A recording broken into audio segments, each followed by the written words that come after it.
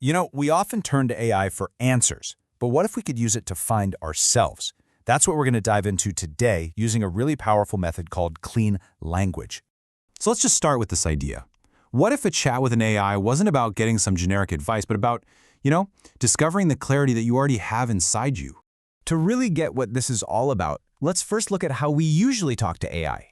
You'll probably recognize this and see why it doesn't always feel that helpful. Okay, so look at this. On the left, that's what we typically do, right? We say something like, "I'm overwhelmed, what should I do?" We're basically asking for a quick fix. And the AI? Well, it gives us a generic to-do list. But on the right, that's the clean prompt. It's totally different. It's not about finding a solution right away. It's about exploring. And the only guide here is your own words. And that brings us to the whole philosophy behind this method. It's actually built on a few really simple, but honestly pretty profound principles. Okay, first principle, your words. That's it. Your words are the only thing that matters here. The whole idea is to stick super close to the exact language you use. No changing words, no summarizing, just your words. And the second principle, no assumptions at all. This means we tell the AI not to interpret what you're saying, not to give you advice, and definitely not to lead you down some path it thinks is best. Its only job is to be a mirror, a clean mirror. So, when you put those two things together, just your words and a space with zero assumptions, the goal isn't really to find an answer. The goal is just clarity. That feeling of, that's what's going on.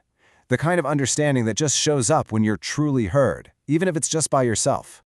This whole approach has a name, by the way. It's called clean language, and it was developed by a psychotherapist named David Grove.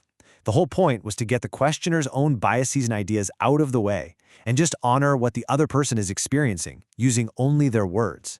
It's a really powerful way to respect your own inner world. All right, so that's the theory. But how do we actually do this with something like ChatGPT? Well, it's actually way simpler than you might think. Let's walk through it. It really just boils down to 2 steps. First, you just state how you're feeling or what your situation is.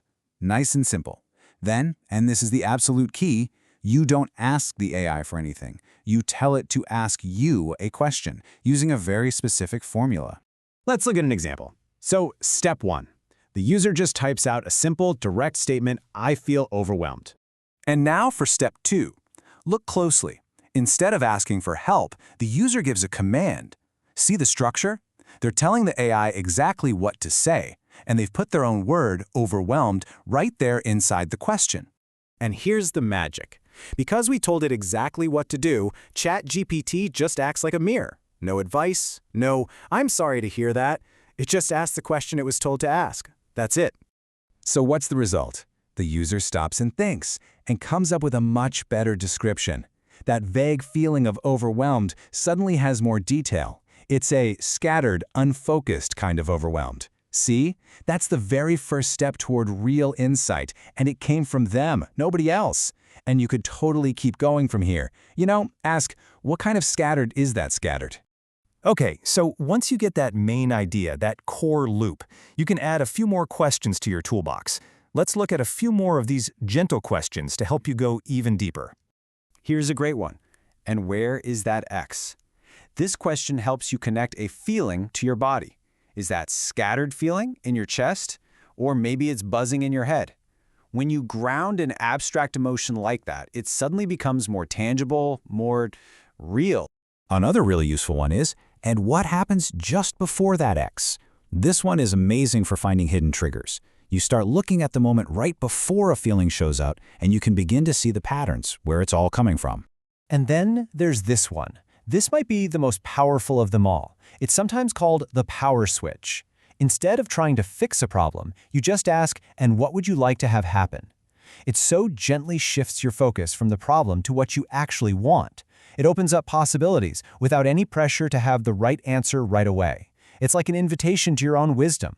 So, we've gone from the usual way of asking for advice to a whole new kind of conversation, one that actually trusts your own inner wisdom. Now, it's your turn to try it out. The real beauty of this whole thing is just how simple it is. You don't have to be some kind of expert. You just need to be willing to listen to yourself. So, the next time you open up a chat window and you're feeling a bit stuck or unclear, give this a go. Just start with your word and see what happens.